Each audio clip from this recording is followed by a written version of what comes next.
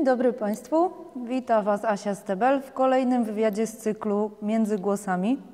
Dzisiaj naszym gościem jest Adam Michniewicz, człowiek o wielu talentach i wielu pasjach. Hej. Jesteś artystą, aktorem, poetą, pisarzem prozy, eksploratorem, tanatologiem, czyli naukowo zajmujesz się Śmiercią i umieraniem. Śmiercią i umieraniem, ale jesteś też tanatopedagogiem. To znaczy, że staram się poprzez rozmowy i różnego rodzaju ćwiczenia, treningi oswoić ludzi z tematem śmierci i umierania, żeby po prostu żyło się lepiej. Dzieci też? Dzieci także. A paradoksalnie z dziećmi jest o wiele łatwiej niż z dorosłymi, bo jeszcze nie mają tylu narośniętych przekonań, nie są tak wdrożone w różne tematy tabu. Właściwie dla nich to nie jest do końca tabu. Zgadza się z tym. Będziemy wracać do Twoich poszczególnych pasji, bo mam do Ciebie naprawdę mnóstwo pytań. Okay. I jeszcze chciałabym poinformować naszych widzów, że mimo, że jesteś tutaj fizycznie pojedynczy, to masz także alter ego. Jesteś czarodziejem i wytwórcą różdżek, a Twoje drugie imię i nazwisko brzmi? Atan Varno Nervarendi. Cóż, to się zgadza. Jestem czarodziejem i jest to alter ego, ale gdzieś te osobowości się przenikają. Jest mi właśnie o tyle łatwiej, że przez moje hobby, pasje w życiu codziennym nie muszę się specjalnie starać, żeby być w szkole magii, czarodziejstwa, czarodziejem, aurorem, ale myślę, że do tego także dojdziemy w kolejnych pytaniach. A dzisiaj będziesz bardziej Adamem czy Atan Varno? Myślę, że poprzez strój i obecność mojej różdżki raczej Atan Varno, ale będzie przenikał się także Adam Michniewicz. Dobrze, to powiedz nam Adam na początku, Atan Varno, Adam? Będzie... Atan. Atan. Powiedz nam, jak Ty znajdujesz czas na pogodzenie tych wszystkich pasji? Doba ma 24 godziny. Po prostu nie śpię. Tak naprawdę to nie.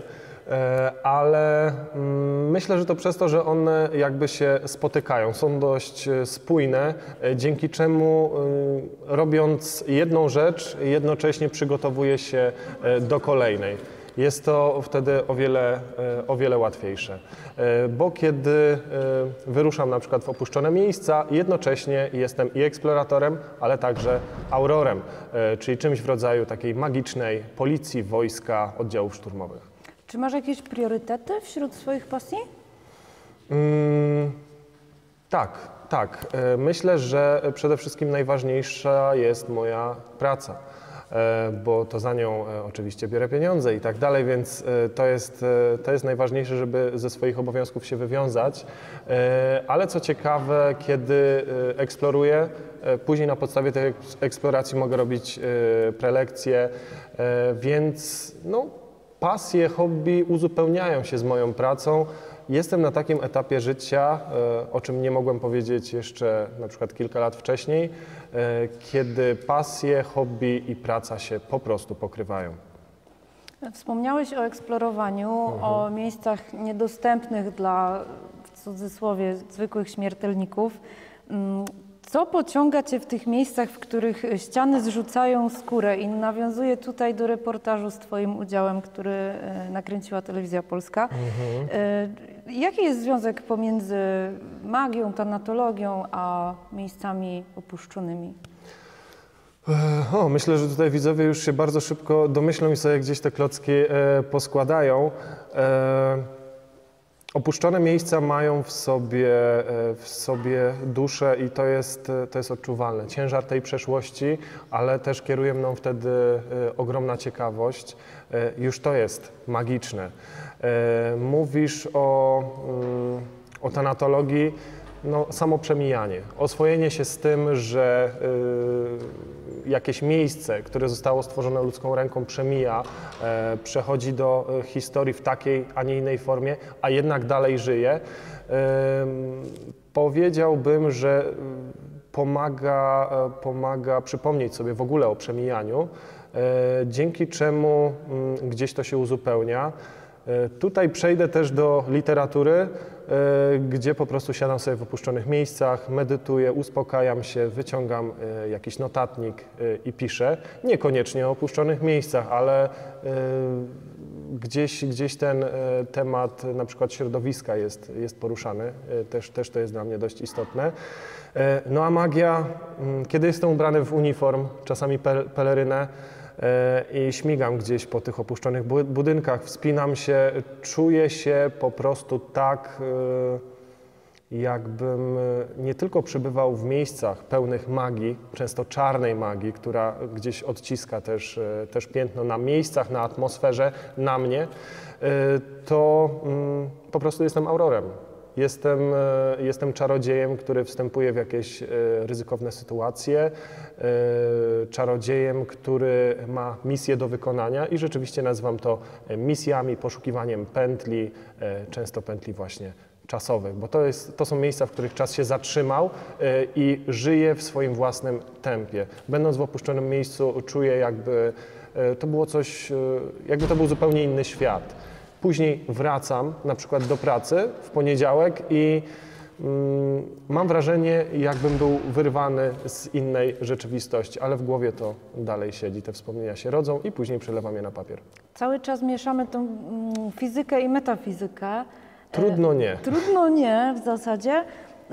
Mówimy tutaj dużo o tej sferze energetycznej, natomiast wspomniałeś też o środowisku, o czymś bardzo namacalnym i fizycznym, że jest to dla Ciebie ważne, stan środowiska, jak rozumiem. Czy mógłbyś troszeczkę więcej opowiedzieć widzom?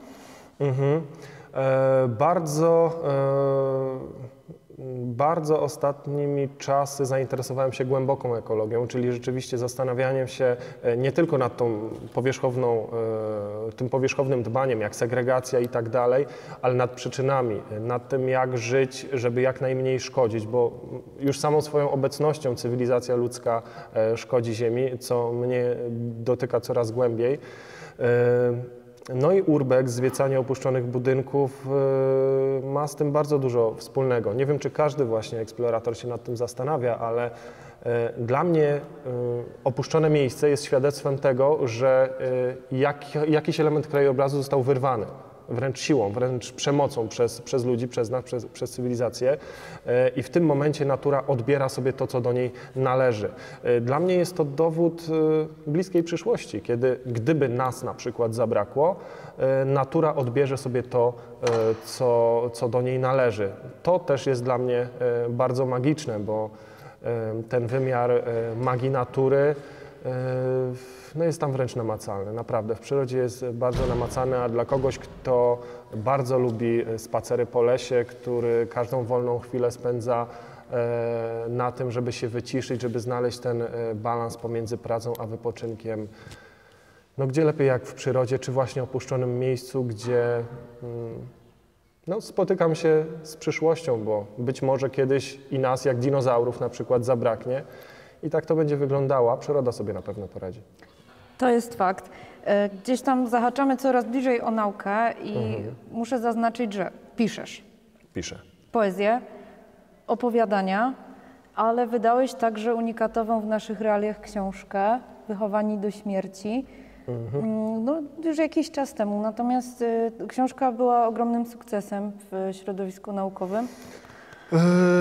Tak, myślę, że szczególnie jeśli chodzi o wspomnienie w ogóle o tym temacie, bo o śmierci się bardzo dużo pisze, bo i skądś musiałem brać źródła. Ja sam cały czas pogłębiam swoją wiedzę o tanatologii, ale mam wrażenie, że to są książki głównie do pisania, a nie do czytania, jak powiedział raz mój promotor, bo często są to książki napisane i po nie sięgną już tylko bardzo zainteresowani tematem, a cieszy mnie, że chociaż nie był to sukces jakiś finansowy na przykład, czy ilość sprzedanych kilkuset tysięcy egzemplarzy, ale trafiły tam, gdzie miały trafić, na przykład do rodzin osób, które przebywają w hospicjach. Bo same te osoby szybciej sobie z tym radzą, mają do czynienia z psychologami, z pedagogami, właśnie z tanatopedagogami, chociaż ten zawód jeszcze kuleje. Chciałbym to zmienić, natomiast najbardziej tej rozmowy, tego wyjaśnienia potrzebują rodziny osób umierających, bo nie potrafią się z tym pogodzić. To też da się zrozumieć. Idąc za ojcem tanatologii, Gabrielem Marcelem, Francuzem, powiedział piękne zdanie, które lubię przytaczać, że prawdziwa śmierć to nie jest moja śmierć czy twoja śmierć, tylko śmierć osoby, którą kochamy, bo wtedy my z nią zostajemy. I rzeczywiście zgadzam się z tym bardzo mocno i to jest gdzieś moja misja w tym zawodzie. I ta książka też miała jakby, nawet nie nazwałbym jej w pełni naukowej, bardziej jest popularno-naukowa. Grupa badawcza, bodaj 52 osób, z którymi przeprowadzałem wywiad, nie jest też ostatecznie reprezentatywna na skalę światową, ale daje już pogląd na to, jak można spojrzeć i jak inaczej patrzą osoby, które się na co dzień stykają z tym tematem. A mój wniosek jest taki, skracając właśnie całą tą pracę naukową, że ludzie, którzy na co dzień się z tym stykają i nie boją się poruszać tego tematu w normalnej, codziennej rozmowie, po prostu żyją pełnią życia. Wiedzą, że kiedyś to wszystko się skończy, więc teraz starają się i jeszcze bardziej żyją na 100%. Jacy jesteśmy my tutaj we wschodniej Europie, jeśli chodzi o to podejście do śmierci? Wiesz, mówiłeś o 52 osobach w tej grupie badawczej. Czy oni się w ogóle różnili od siebie w swoich reakcjach, w swoich przeżyciach, w interpretacji tego, co się działo? Czy jest jakiś wspólny mianownik tutaj w naszej kulturze tego umierania? Były to na przykład pielęgniarki, siostry zakonne, które zajmują się na co dzień umierającymi, księża, w ogóle duchowni różnych religii, żołnierze. Szczególnie wzruszył mnie wywiad z żołnierzem, który też był ratownikiem medycznym, więc ogromne doświadczenie, bardzo dużo materiału wówczas zebrałem. Strażacy, policjanci kryminalni, tanatopraktycy, którzy przygotowują zwłoki, więc rozstrzał tych zawodów był ogromny i musiały się te wywiady różnić. Chyba najbardziej lakoniczne były wypowiedzi strażaków, którzy po prostu mają zadanie do wykonania, wykonują je i czasem nie pytają, chociaż znają pewne procedury, bo wiadomo, dobry ratownik to żywy ratownik. Natomiast wspólny mianownik, powiedziałbym, że wśród osób, które stykają się z tym tematem, jest taki, że nie boją się go poruszać. Są pogodzeni z tym, że sami mogą umrzeć, nie są wyzuci z uczuć. To nie jest też tak, że dla nich to już jest rutyna i nie zwracają na to uwagi. Może jakieś delikatne takie sygnały znalazłem wśród pielęgniarek, ale one to mają naprawdę na co dzień i często stykają się z sytuacjami, kiedy ludzie symulują. I nie mogą się też nabierać na każdy taki sygnał, na każdą czerwoną lampkę. Natomiast na pewno wszyscy są głęboko pogodzeni, na pewno żyją pełnią życia, na pewno bardziej się starają z tą wiedzą, że kiedyś to się skończy. A tak ogólnie jakbym ze swoich obserwacji i z tego, co udało mi się wyczytać w literaturze, jaka jest różnica tego naszego rejonu, tej Europy wschodniej, środkowej. Ze smutkiem muszę powiedzieć, że mimo, że jest bardzo dużo osób wierzących, i tutaj abstrahuję od jakiejkolwiek religii, ale każda z tych religii zakłada, że po drugiej stronie będzie lepiej i tak dalej, a jednak kiedy przychodzi do rzeczywistej śmierci, nie ma tego cieszenia się, że ktoś już się nie męczy, że kogoś już nie nękają choroby, bo już jest w niebie, bo już jest w raju. Zazwyczaj jednak jakby ten dogmat wiary był wtedy wyłączony. Wtedy skupiają się wyłącznie na sobie, na tym, że oni już nie będą mieli swojego przyjaciela, swojej matki, ojca i tak dalej. Natomiast kompletnie inny biegun wśród tych ludzi, którzy spotykają się ze śmiercią na co dzień. Tam jest może niepełna, ale większa afirmacja, w ogóle się porusza te tematy. Przytoczę może jeszcze taki jeden przykład fantastyczny, kiedy zakonnik młody został wystawiony troszeczkę przez przełożonych podczas pogrzebu dziecka. Oczywiście cała rodzina zrozpaczona, rodzice zrozpaczeni, księża też w nie najlepszych nastrojach, bo wiadomo, Stary musi umrzeć, młody może, ale jednak nieczęsto się to zdarza. I ten troszeczkę zestresowany młody kapłan, zakonnik po prostu wyszedł i powiedział krótko, w swoich naukach Jezus powiedział: pozwólcie dzieciom przychodzić do mnie, i odszedł od ambony. Uważam, że to kompletnie pozamiatało, bo cóż innego mógł powiedzieć ludziom wierzącym, którzy o to się powinni opierać i tutaj gdzieś szukać ratunku, pocieszenia, jak dla mnie mistrzostwo świata w jednym cytacie. Zgadzam się w pełni. Mówimy dużo o śmierci. Dla wielu to jest taka magiczna granica pomiędzy znanym i nieznanym. Dla wielu to jest, no przynajmniej za życia, jakiś element przepełniony nadzieją. Boimy się nieznanego. A dla wielu osób tabu i nieznanym jest właśnie magia. W naszym społeczeństwie nie uczymy się o tradycjach i naukach takich dawnych, jak na przykład alchemia ezoteryczna. Dla większości osób to jest, tak powiem, przewrotnie czarna magia, chociaż też nie mają pojęcia, co mówią, wypowiadając takie słowa. Jak u Ciebie zaczęła funkcjonować ta magia w Twoim życiu? Jak to się stało, że Cię przyciągnęła i czy jakoś koreluje z Twoimi pozostałymi zainteresowaniami, oprócz tego, co już do tej pory powiedzieliśmy? Ja jeszcze dołożę taką interpretację, nie pamiętam jakiego autora, ale mądre słowa powiedział na temat tego nieznanego, o którym wspomniałaś. I ja to biorę jak swoje, więc powiem tak, jak ja bym to powiedział, że nie tyle ludzie boją się nieznanego, co boją się utracić to, co znane. Bo to im całkowicie gdzieś odwraca świat do góry nogami i podobnie pewnie też jest z magią, bo nieraz spotykałem się z tym, że skoro zajmuję się gdzieś magią, w cudzysłowie oczywiście, to pewnie wywołuje duchy, jakieś tajemne praktyki, oddaje różne ofiary, tak to brzmi zabawnie. Wiem, że zdarzają się takie rzeczy i nawet odwiedzając opuszczone miejsca widzę gdzieś porozstawiane świeczki i okrutnie mnie to bawi, zresztą sama wiesz. Tak. To jest prześmieszne i pozerskie, ale taki ludzie mają pogląd zazwyczaj, szczególnie w kraju, który no jest obarczony taką powierzchowną religią. Może nie tyle religią, sposobem wyznawania tej religii, bardzo powierzchowny, co dla mnie jest smutne, bo sam jako osoba wierząca gdzieś tam wykształciłem sobie swoją formę praktykowania. Nie lubię być oskarżany o to, że właśnie o jakieś praktyki dosłownie czarnomagiczne, chociaż wiedzę jakąś posiadam na ten temat z samej uwagi na to, że zajmuję się tanatologią. Ojej, co za temat, jak to u mnie wygląda? Chyba pierwsza była śmierć. Zacznijmy od tego, że urodziłem się w Halloween, to mnie już ustawiło. W dniu, kiedy ja się rodziłem, chowano mojego dziadka, po którym mam drugie imię. To całe mnóstwo żartów w rodzinie oczywiście na ten temat. Okazało się, że mam pewne zachowania po dziadku. Jak tutaj się nie zainteresować tym, że jest coś później, że istnieje jakaś magia, jakaś pamięć dziedziczna i może rzeczywiście coś w tym jest, tak to wygląda. Sam nie tworzę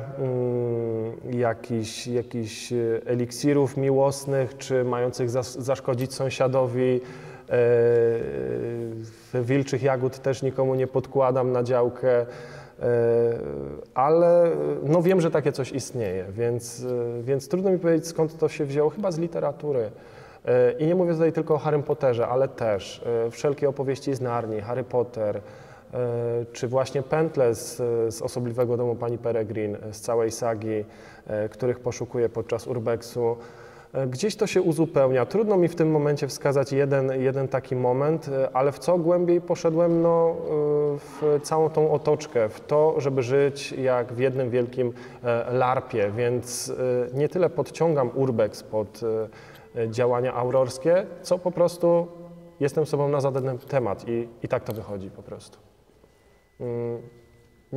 Nie wiem jak to jeszcze dookreślić, od której strony to ugryźć, ale zdecydowanie magia jest po prostu obecna przez to, jakim językiem mówię, przez to, jak się pewnie ubieram, jakie symbole gdzieś tam noszę, bo no, symbole właściwie. To też nie jest bez znaczenia, jakie tatuaże noszę, jakimi ludźmi się otaczam, to o czym piszę, bo też gdzieś to zahacza o fantastykę, o mistykę. W mojej poezji też na pewno gdzieś to się spotyka. Nie wiem, chyba najprościej będzie, jak powiem uczciwie do kamer, że tak wyszło. Gdzieś to wszystko się spotkało i uderzyło z mocą. I wyszła mieszanka wybuchowa, którą jesteś ty. Wybuchowa, może jeszcze wybuchnie. Dobrze. Oprócz wszystkich tych walorów magii, które omówiliśmy do tej pory, jej kolejnym walorem jest to, że wiedzę na jej temat możemy sobie przekazywać z pokolenia na pokolenie, a ty jesteś nauczycielem. Tak, a dokładnie jestem psorem w szkole magii i czarodziejstwa w krainie Quatronum. A Quatronum to nie tylko czarodzieje, to też Akademia Rekrutów, czyli szkoła w klimacie Gwiezdnych Wojen i tropicieli, czyli coś w rodzaju zwiadowców i fantazy. Natomiast ja rzeczywiście jestem psorem w krainie Quatronum, stąd pozdrawiam oczywiście wszystkich Quatronów i szczególnie mój dom Lupus, wszystkich psorów i zajmujemy się właśnie przekazywaniem wiedzy i to w nie byle jaki sposób. Nasza szkoła to kolonie fabularyzowane, czyli po prostu taki dwutygodniowy, ogromny LARP, w którym bierzemy udział wszyscy, zarówno dzieci, młodzież, jak i my, wychowawcy, gdzie jesteśmy czarodziejami i młodymi adeptami magii. Uczymy się takich przedmiotów jak obrona przed czarną magią, eliksiry, historia magii, zielarstwo, przy czym wszystkie te zajęcia muszą mieć walor pedagogiczny.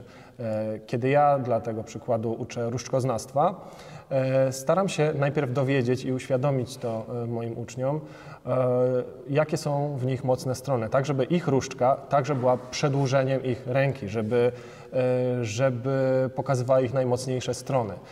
Kiedy z kolei uczymy o eliksirach, staramy się, żeby to, co znajdowało się w eliksirze, żeby rekompensowało jakieś słabości. Wówczas, kiedy taki Quatron uświadamia sobie o jakichś swoich brakach, może zacząć nad nimi pracować. Obrona przed czarną magią to z kolei nauka asertywności, odpowiedzialności, współpracy w zespole.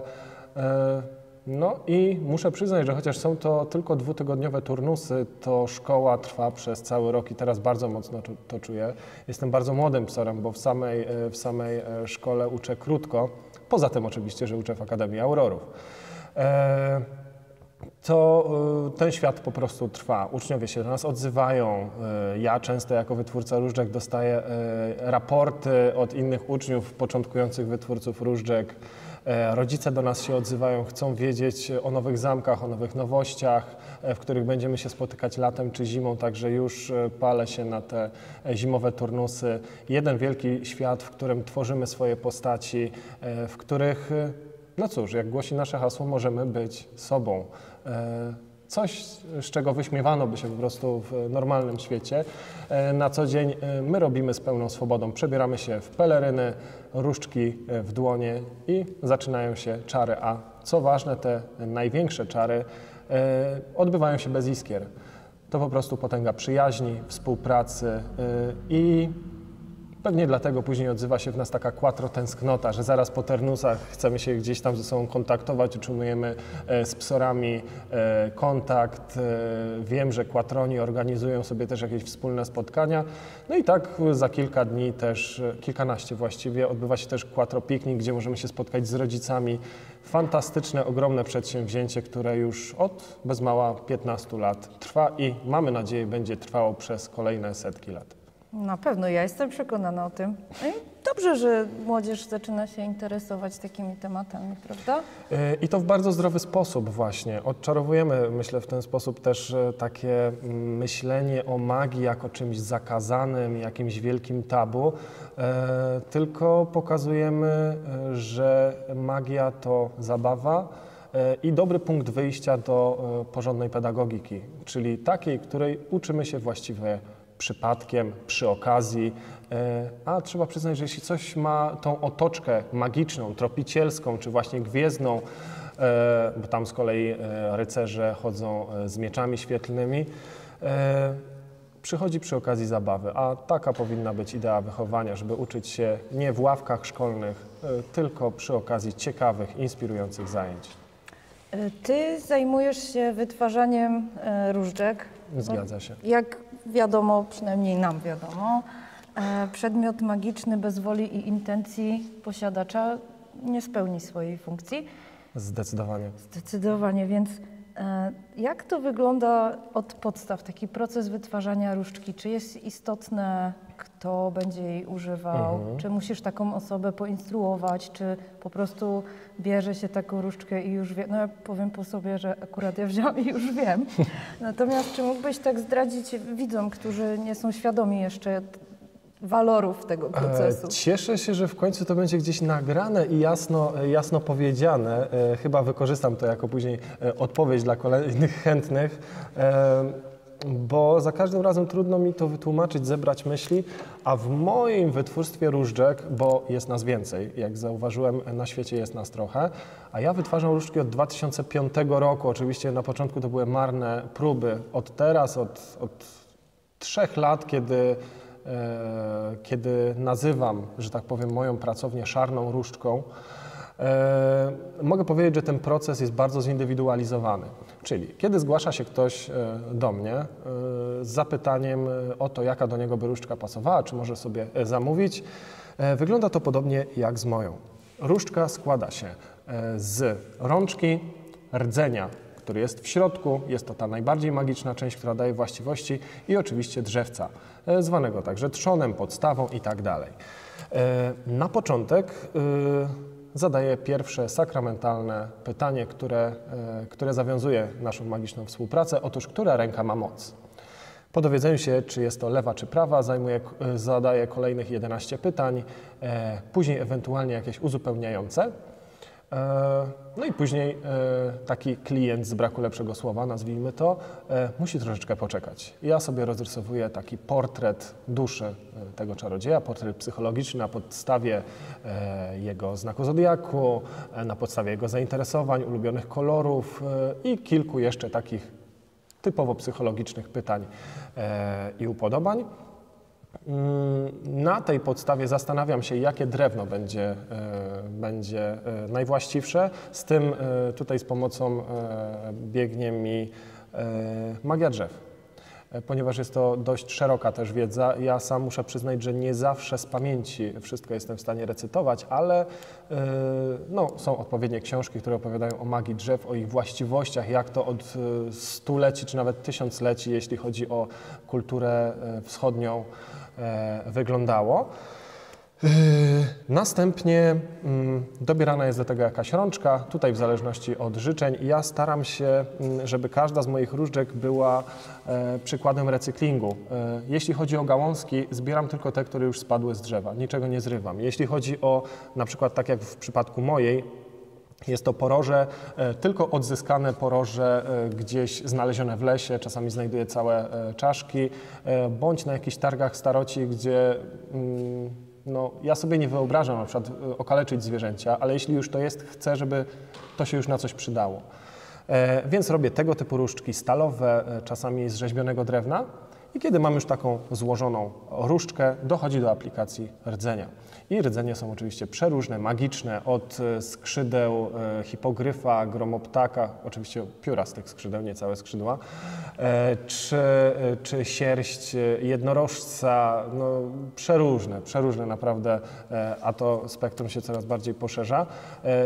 To jest ta najważniejsza część, która ma najbardziej wyrazić tego czarodzieja, i tutaj okazuje się najbardziej przydatny ten wywiad, czyli właśnie do drzewca i do rdzenia, który jest aplikowany na końcu, aż przychodzi taka prezentacja tej różdżki. Zwykle wysyłam zdjęcia, chociaż są klienci, którzy wolą dowiedzieć się o tym już kiedy przychodzi do nich paczka albo wręczam tą różdżkę. Chyba w Twoim przypadku tak było, że nie widziałaś nawet zdjęć. Nie.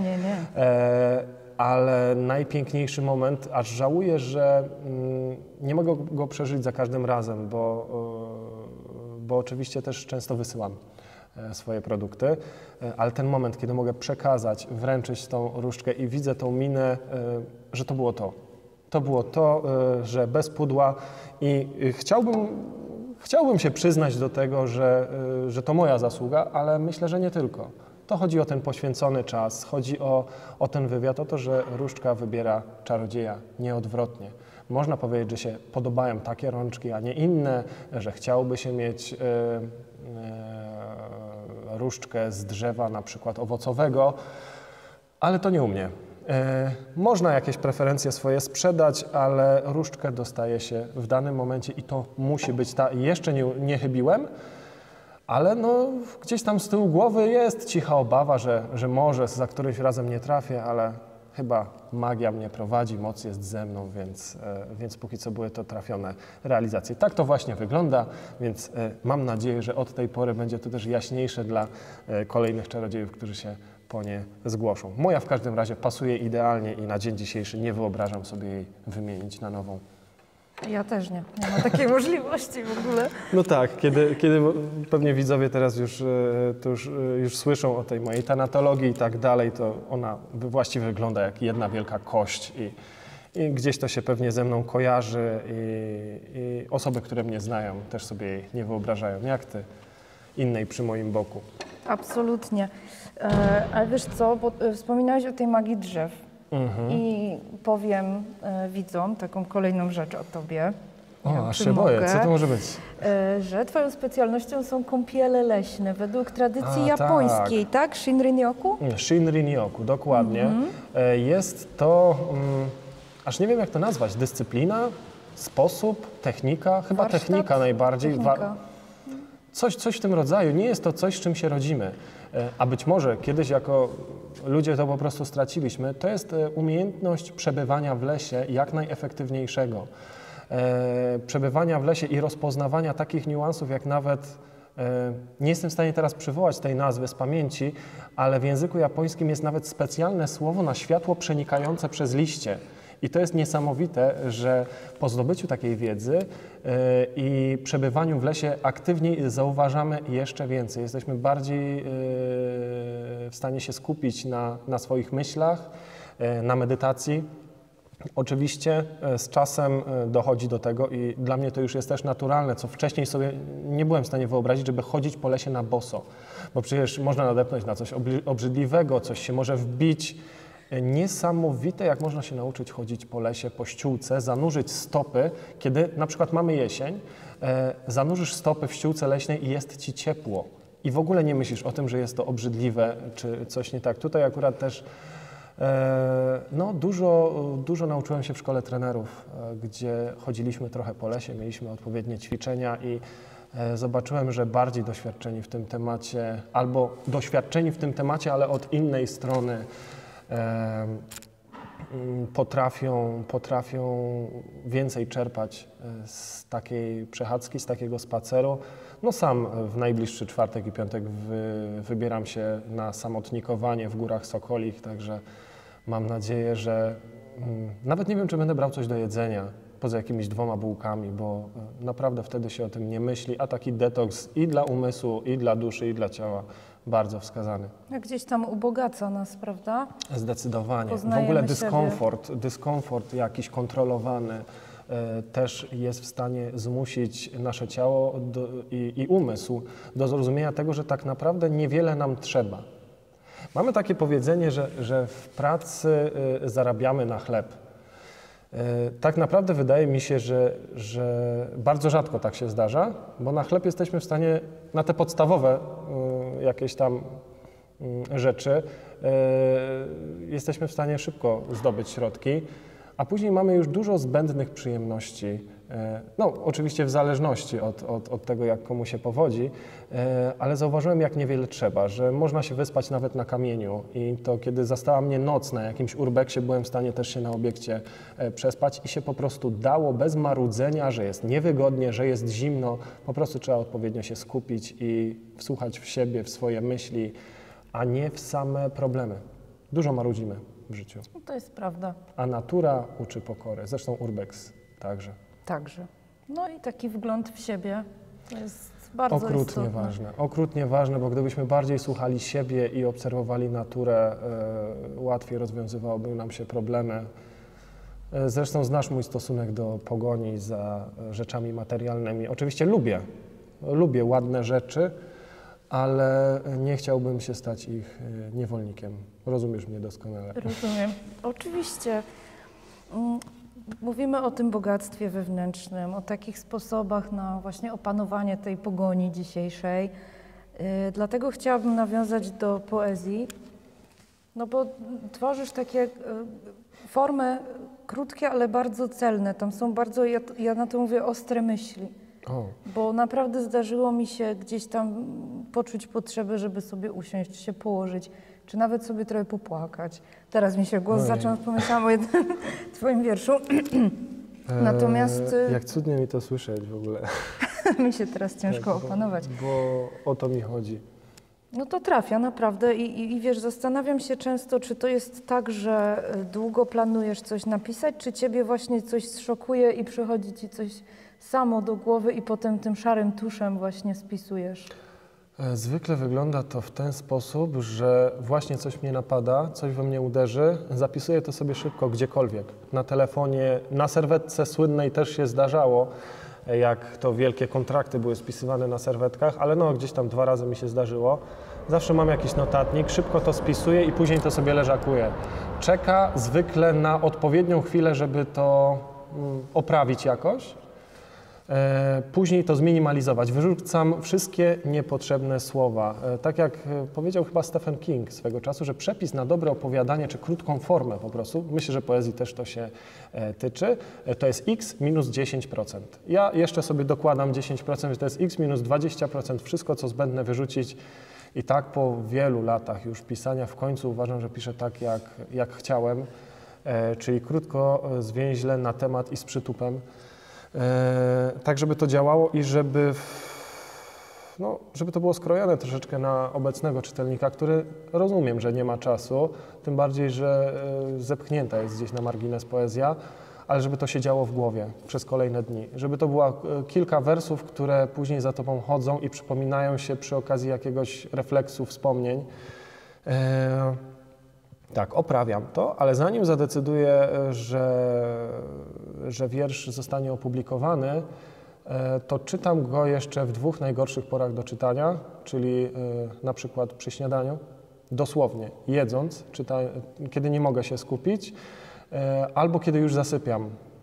Więc jeszcze sobie otwieram i ostatnimi siłami czytam sobie jakiś wiersz. Jeśli on się wtedy obroni, jeśli wtedy dalej jest mocny, to znaczy, że to jest dobry wiersz, bo w dobrym momencie, kiedy mamy kawkę, jakieś winko, nastrojową muzykę, wtedy się dobrze pisze, ale i oczywiście cudownie się czyta, tak powinno się czytać poezję, czy wspólnie, żeby ją jeszcze obgadać, no ale więcej wtedy rzeczy może nas uderzyć, zrobić na nas wrażenie, a przy śniadaniu niekoniecznie, więc wtedy myślę, moje wiersze się najlepiej bronią i jeśli do ciebie, do czytelników też to tak trafia, a ostatnio mam na to coraz więcej dowodów, to no, czuję się spełniony. Na dzień dzisiejszy jestem szczęśliwym człowiekiem.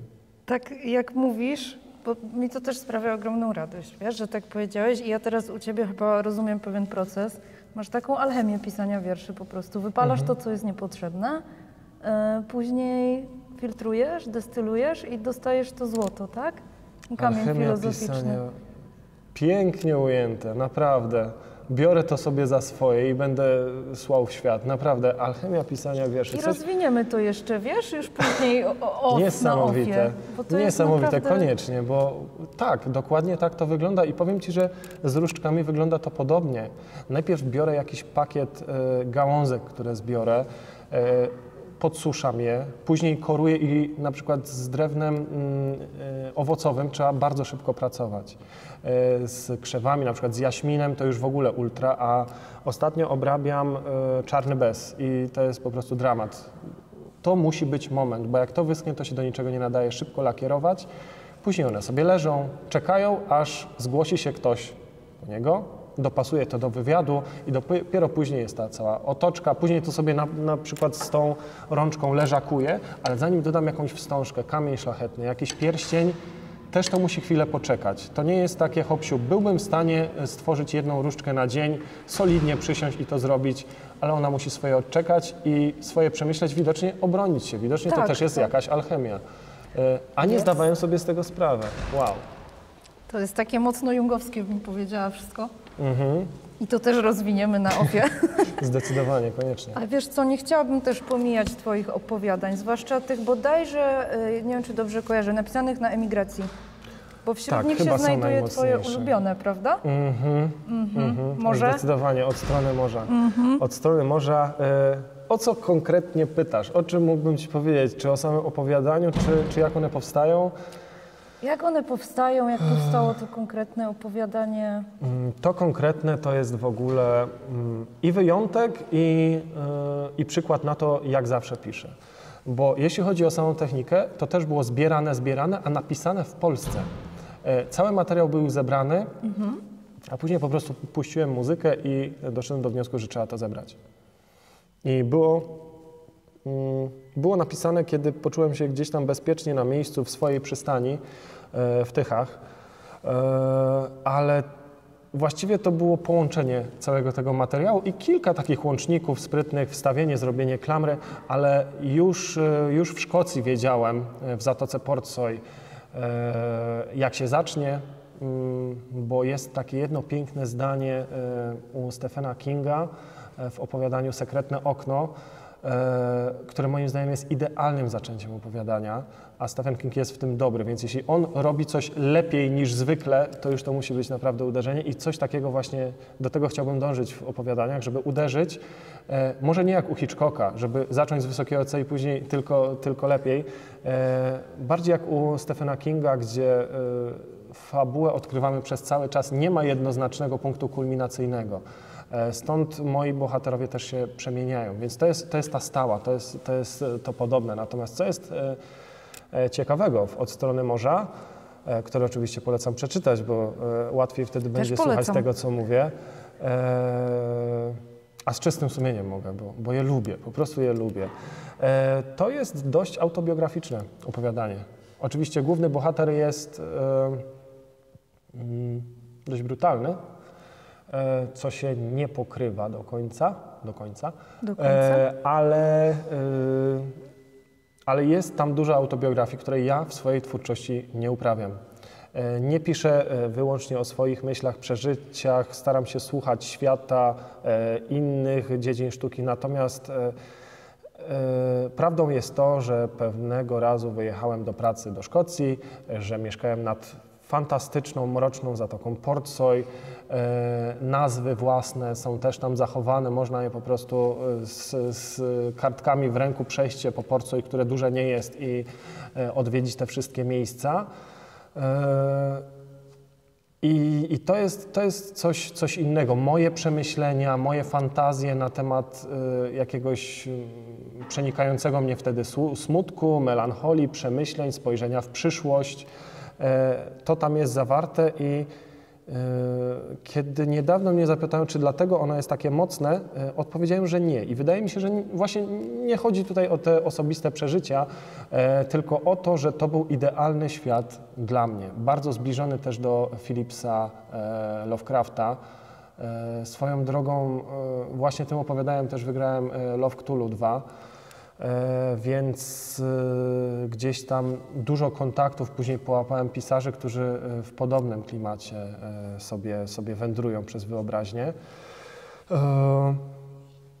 I tak jest ze wszystkimi opowiadaniami, jak z poezją, że gdzieś sobie zbieram, piszę skrawki, czasami napiszę jakiś wiersz, który się nie obroni, dlatego że po prostu powinien być częścią opowiadania. On mi się uśmiecha, że powinien być częścią opowiadania, więc go tam umieszczam, a czasem jest odwrotnie. Wydaje mi się, że moja proza poetycka, bo te opowiadania też chyba można tak sklasyfikować, jest bardziej jednak poezją, więc wycinam, odejmuję, zostaje X, od tego odejmuję jeszcze 20%, mam wiersz. Więc zadanie gdzieś ułatwione, bo już był materiał. Trzeba słuchać siebie. Pod każdym względem. Czy jestem w lesie, czy robię dla kogoś różdżkę, czy piszę opowiadanie, poezję, czy pracuję jako pedagog. Trzeba słuchać siebie, swojej intuicji doświadczenia i wiedzy, no i tego, co wychwytujemy też od ludzi, bo gdyby nie to, to bym nawet nie pisał. Gdybym nie był widzem przede wszystkim, nie był słuchaczem i nie był równorzędnym partnerem do rozmowy dla moich wychowanków, to czułbym się źle jako pisarz, wytwórca różdżek czy pedagog, bo miałbym wrażenie, że skupiam się na sobie, ale na szczęście animatorowi kulturalnemu chyba to nie grozi, bo docenianie tego procesu twórczego gdzieś odejmuje mnie jako artyście, ale dodaje na pewno jako człowiekowi. Ten egocentryzm gdzieś się gubi, co jest, myślę, zdrowe całkiem. Popieram, tak naprawdę. Wiesz co, może dlatego, że też trochę mam z pedagogiką wspólnego. Trochę tak. Trochę tak. Dziękujemy Ci bardzo, że przyjechałeś dzisiaj do nas na stację Biblioteka. Poopowiadać troszeczkę o sobie, ale jeszcze mam takie ostatnie pytanie. Czy istnieje jakaś magiczna receptura, którą można by doradzić szaremu człowiekowi, żeby jakoś przetrwał końcówkę tego okropnego 2020 roku? To ciekawy rok zdecydowanie. Tak. Nie wiem, czy Cię zaskoczę, ale tak. Po pierwsze powiem, żeby robić swoje. Nie rezygnować z postanowień i realizować je najlepiej, jak się potrafi. A druga rzecz, zdradzę Wam, co mówię swoim uczniom, kłatronom. Na każdych zajęciach, na koniec każdego turnusu 3 zasady. Po pierwsze, dbajcie o siebie. Po drugie, bądźcie dla siebie łagodni. I trzecie, najważniejsze, radźcie sobie. To tyle ode mnie. Radźmy sobie zatem jakoś. Dzięki bardzo. Super się bawiłem, naprawdę. I dziękuję tutaj panu kamerzyście, realizatorowi, bo świetna robota. Udźwignął tą presję magiczną. Dzięki. Jeszcze.